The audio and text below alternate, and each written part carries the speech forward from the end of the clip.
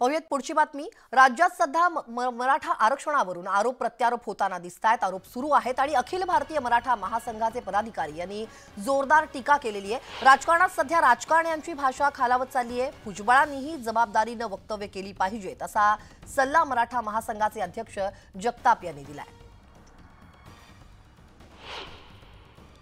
सगळं चुकीचं बोलायला लागलेत का? पिऊन बोलतात की गोळी खातात तेच काय कळत नाही।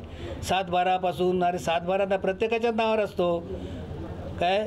त्याच्यात एवढं हे काय 7/12 शिवाय शेतकरी असूच शकत नाही ना महाराष्ट्रामध्ये। काय सगळीकडे पण भुजबळ साहेब जे यांना, आणि मला एक असा दाट संशय आहे यांना कोणतरी हुसकवतोय। पाहूयात पुढची बातमी। राज्याचे महसूल मंत्री राधाकृष्ण विखे पाटील यांनी मनोज जरांगे पाटलांना सूचक सल्ला दिलाय। जरांगे पाटलांनी फडणवीस यांच्या वक्तव्यावरून मनोज जरांगे पाटील यांना वडीलकीचा सल्ला दिलाय। विनाकारण कुणाची तरी बदनामी करायची आणि बदनामी संदर्भातील वक्तव्य आपण टाळली पाहिजेत असा सल्ला विखे पाटलांनी जरांगेंना दिलाय। मला खरं म्हणजे मी जरांगे पाटलांनी यापूर्वी मित्रत्व सल्ला दिलेला आहे की फार भावनेच्या भरामध्ये वाहत नका जाऊ।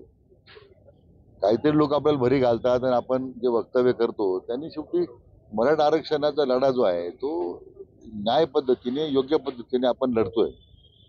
राज्यामध्ये 58 मोर्चे जे निघाले, अनेक आमचे मराठा बांधव हुतात्मे झाले, ते आरक्षण मिळण्यासाठी आम्ही भूमिका घेतलेली होती। राज्यातील एसटी आरक्षणापासून वंचित असलेला समाज धनगड की धनगर आहे यावरती मुंबई उच्च न्यायालयात सुनावणी होणार आहे। काळेकर समितीनं 1956 मध्ये दिलेल्या अहवालानुसार राज्यात धनगड जातीचा उल्लेख करण्यात आलाय। एवढ्याच पुराव्याच्या आधारावरती राज्यातील धनगर समाज हा आरक्षणापासून वंचित असल्याचा दावा हा याचिकेत करण्यात आलाय। धनगर समाजाला अनुसूचित जमाती प्रवर्गासोबत नोकरी आणि शिक्षणात आरक्षण द्या अशी मागणी करत 4 विविध याचिका मुंबई उच्च न्यायालयात दाखल करण्यात आलेल्या आहेत आणि या सर्व याचिकांवरती एकत्रितरित्या सुनावणी घेण्यात येणार आहे।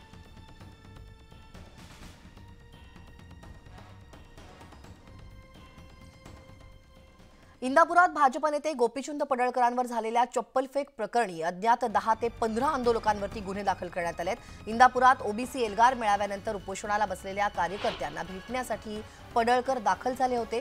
त्यावेळी त्यांच्यावरती चप्पलफेक झाली होती आणि या प्रकरणी आता अज्ञात आंदोलकांवरती गुन्हे दाखल झालेले आहेत। त्यामुळे आंदोलकांना चप्पलफेक होण्याची शक्यता आहे।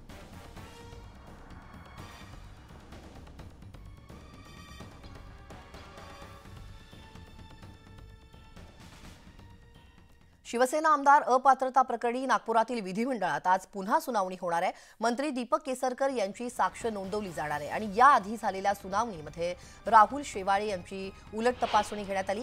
सुरुवातीला शिंदे गटाच्या वकिलांकडून प्रश्न विचारण्यात आले, त्यानंतर उबाटा गटाचे वकील देवदत्त कामत यांच्याकडून शेवाळेंची उलट तपासणी करण्यात आली।